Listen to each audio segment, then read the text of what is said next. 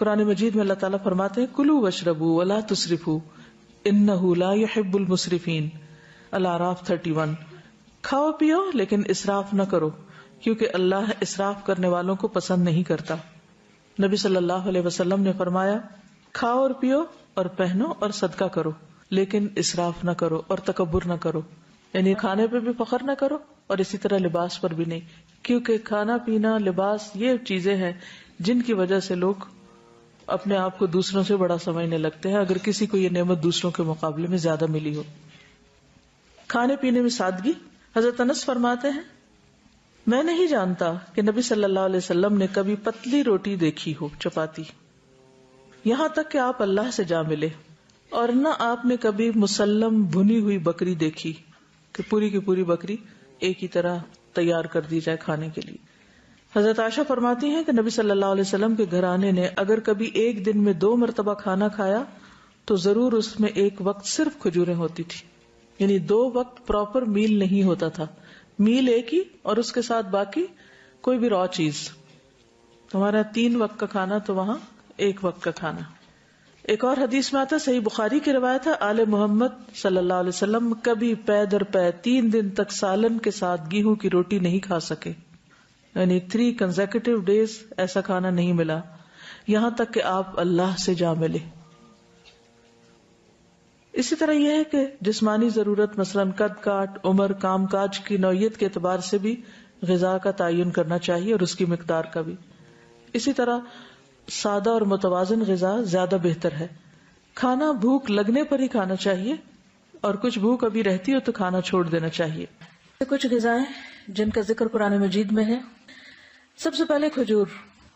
اس کے اندر ایسے اجزاء پائے جاتے ہیں کہ اگر آپ 1-2 کھجوریں بھی روزانہ کی کھا لیں تو جسم کی دردیں جس کا اکثر لوگ شکار رہتے ہیں، یا پھر بڑھاپے میں بہت سی چیزوں کی جب کمی ہو جاتی ہے جسم کے اندر تو بہت سے لوگ صرف دردوں کی شکایت کرتے ہیں، تو اس میں بھی اس کا بہت فائدہ ہے۔ نبی صلی اللہ علیہ وسلم نے فرمایا جس گھر میں کھجور نہیں وہ اس گھر کی مانند ہے جس میں کوئی کھانا نہیں۔ کھجور نہیں تو سمجھے کچھ نہیں دوسرے لفظوں میں۔ اور آپ کو معلوم پاکستان میں اعلیٰ قسم کی کھجوریں پیدا ہوتی ہیں۔ حضرت عائشہ فرماتی ہے کہ رسول اللہ صلی اللہ علیہ وسلم نے فرمایا اے عائشہ جس گھر میں کھجور نہ ہو وہ گھر والے بھوکے ہیں، اے عائشہ جس گھر میں کھجور نہیں وہ گھر والے بھوکے ہیں۔ آپ نے 2 یا 3 مرتبہ یہ بات فرمائی۔ تو کیا کرنا ہے؟ کرنے کا کام کیا ہے؟ کھجوریں لا کے رکھنی ہے۔ جب کچھ اور نہ کھانے کو ملے تو صرف کھجور ہر چیز کی کمی پوری کر دیتی ہے۔ کھجور کے ساتھ ککڑی کا استعمال، عبداللہ بن جعفر کہتے ہیں کہ میں نے نبی صلی اللہ علیہ وسلم کو تازہ کھجور ککڑی کے ساتھ کھاتے دیکھی، یعنی اگر آپ کھجور کے ساتھ کھیرا شامل کر لیں، بس صبح میں اگر آپ نے دودھ کھجور لیا اور اگر صبح نہیں آپ کھاتے دوپہر میں لیتے ہیں تو بہترین سنیک ہے، دوپہر کے کھانے کا کام کر سکتے۔ حضرت عائشہ کہتی کہ میری والدہ مجھے موٹا کرنے کی تدبیر کرتی تھی تاکہ میری رخصتی کر کے رسول اللہ صلی اللہ علیہ وسلم کی خدمت میں روانہ کرے، لیکن یہ مقصد کسی تدبیر سے حاصل نہ ہوا۔ حتیٰ کہ میں نے کھجوروں کے ساتھ ککڑی کھائی تو میں انتہائی متناسب انداز کی فربہ ہو گئی، یعنی کہ اچھی فزیک ہو گئی۔ تربوز اور تازہ کھجور۔ حضرت عائشہ کہتے ہیں کہ رسول اللہ صلی اللہ علیہ وسلم تربوز اور تازہ کھجور ملا کر کھایا کرتے تھے اور فرماتے تھے ہم اس کی گرمی کا علاج اس کی ٹھنڈک سے اور اس کی ٹھنڈک کا اس کی گرمی سے کرتے ہیں، یعنی تربوز جو ہے وہ کھانے میں ٹھنڈا ہوتا ہے اور کھجور گرم ہوتی ہے، تو ان کو جب ملا کے کھایا جاتا ہے تو کوئی نقصان نہیں ہوتا، جو عام طور پہ بعد میں لوگ کہتے ہیں گرمی لگ گئی اور ٹھنڈ لگ گئی۔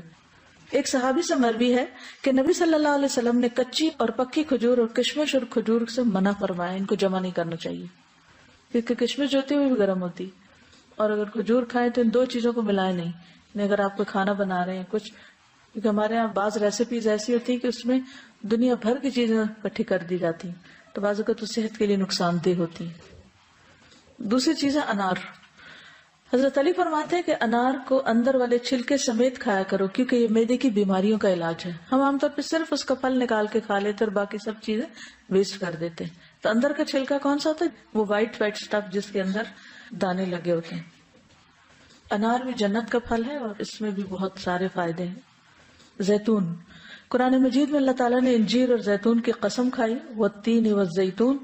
ان کے فوائد کے پیش نظر روزانہ کم از کم 1 انجیر، 1 زیتون اور خالص زیتون کے تیل کا 1 چمچہ استعمال کرنا فائدہ مند ہے۔ جسمانی توانائی اور دماغی قوت کے لیے زیتون کے تیل کی مالش بھی یعنی مساج بھی فائدہ مند ہے۔ اللہ سبحانہ وتعالیٰ نے زیتون کے تیل کو قرآن مجید میں مبارک تیل کہا ہے۔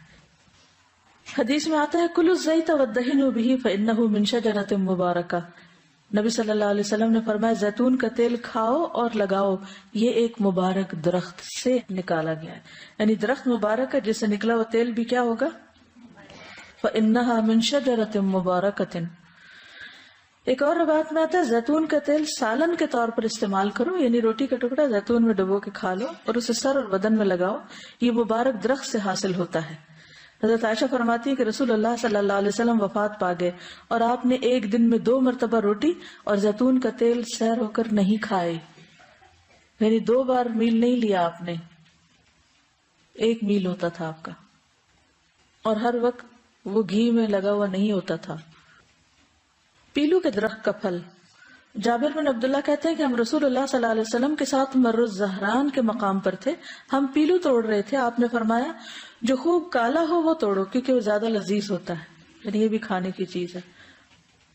کدو، فنبذناہ بالعراء وہو سقیم وانبتنا علیہ شجرۃ من یقطین، پھر ہم نے اسے یونس علیہ السلام کو ایک چٹیل میدان میں ڈال دیا جبکہ وہ بیمار تھے، اور ہم نے اس پر کدو کا بیلدار درخت اگا دیا۔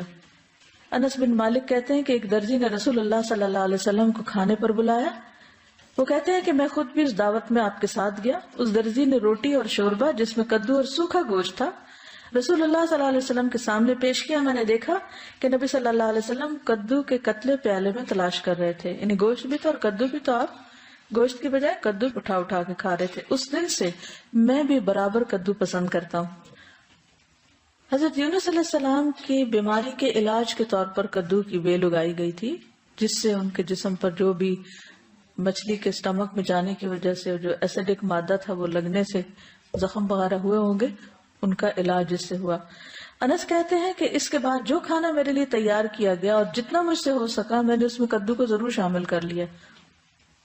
چقندر اور جو، سہل بن سعد کہتے ہیں کہ ہمیں جمعہ کے دن بڑی خوشی ہوتی، ہماری ایک بوڑھی خاتون تھی، وہ چقندر کی جڑیں لے کر اپنی ہانڈی میں پکاتی، اوپر سے کچھ جو کے دانے اس میں ڈال دیتی، ہم جمعہ کی نماز پڑھ کر ان کی ملاقات کو جاتے تو ہمارے سامنے یہ کھانا رکھتی، یعنی ہر جمعہ وہ یہ کھانا پکا کے رکھتی اور ہم سب کھاتے۔ جمعہ کے دن ہمیں بڑی خوشی اسی وجہ سے رہتی تھی، یعنی ہمیں پتا ہوتا تھا آج اچھا سا کھانا ملے گا۔ ہم نماز جمعہ کے بعد ہی صبح کا کھانا کھایا کرتے تھے، اللہ کی قسم نہ اس میں چربی ہوتی تھی نہ گھی، یعنی چقندر ہوتے تھے ابلے اور اس کے اوپر جو کے کچھ دانے، پھر بھی خوش ہوتے تھے۔ ہمارا کیا حال ہے؟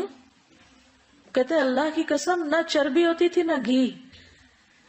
اگر ہمیں کبھی بیماری میں بھی کبھی علاج کے طور پر بھی ایسی سبزی کھانے کو ملے تو ہم اپنے آنسو سے اس کو بھگو دیں۔